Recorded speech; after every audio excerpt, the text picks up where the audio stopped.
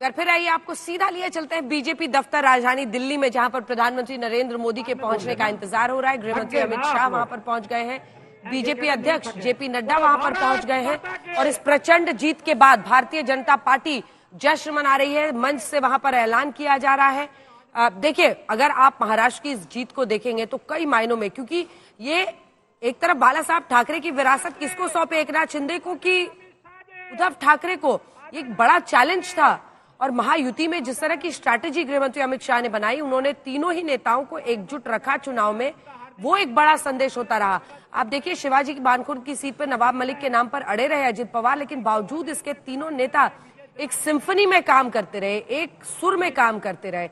वो कहीं ना कहीं रंग लाया। 41 सीटों पर अजित पवार भी आ गए, 56 सीटों पर एकनाथ शिंदे हैं। और देखिए, जो पूरी महाराष्ट्र विकास अघाड़ी की 49 सीट्स हैं, 49 सीट, उससे ज्यादा सीट तो अकेले एकनाथ शिंदे ले आए हैं। वहीं 133 सीटों के साथ अपनी बेस्ट परफॉर्मेंस, यानी सर्वोच्च जिसको आप कह सकते हैं, परफॉर्मेंस वहां पर महाराष्ट्र में दी है। हालांकि वहीं अगर आप झारखंड में देखिएगा तो जेएमएम लेड गवर्नमेंट जो थी, हेमंत सोरेन की सरकार, उसको जबरदस्त, आप इसको प्रो इनकम्बेंसी कह सकते हैं, 56 सीटों पर उनको जनादेश मिला है। वहीं 24 सीटों पर एनडीए वहां पर अटक गई है।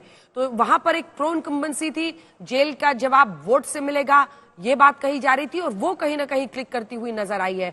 इस बीच हम आपको तस्वीरें दिखा रहे हैं, ये बीजेपी दफ्तर की तस्वीरें हैं, जहां पर प्रधानमंत्री नरेंद्र मोदी कुछ देर में पहुंचने वाले हैं और माना जा रहा है कि उनका एक संबोधन भी वहां आज होगा, क्योंकि बीजेपी इस तरह के कार्यक्रम हर बड़ी जीत के बाद करती है। अपने कार्यकर्ताओं में नए सिरे से जोश भरने की कोशिश होती है और इसी के साथ प्रधानमंत्री एक संदेश भी देते हैं। प्रधानमंत्री अभी विदेश G20 के लिए भी गए थे और गयाना में भी कई दशकों के बाद कोई भारतीय प्रधानमंत्री पहुंचा था, उनको राजकीय सम्मान भी वहां पर दिया गया, सर्वोच्च सम्मान दिया गया। इन सब के बीच पीएम का आज का संबोधन कार्यकर्ताओं के लिए बड़ा रहेगा और उन तमाम नेताओं के लिए, विधायकों के लिए, जिन्होंने महाराष्ट्र में बहुत बड़ी जीत हासिल की है। और 3 नेता तो है ही, देवेंद्र फडणवीस, एकनाथ शिंदे, अजित पवार।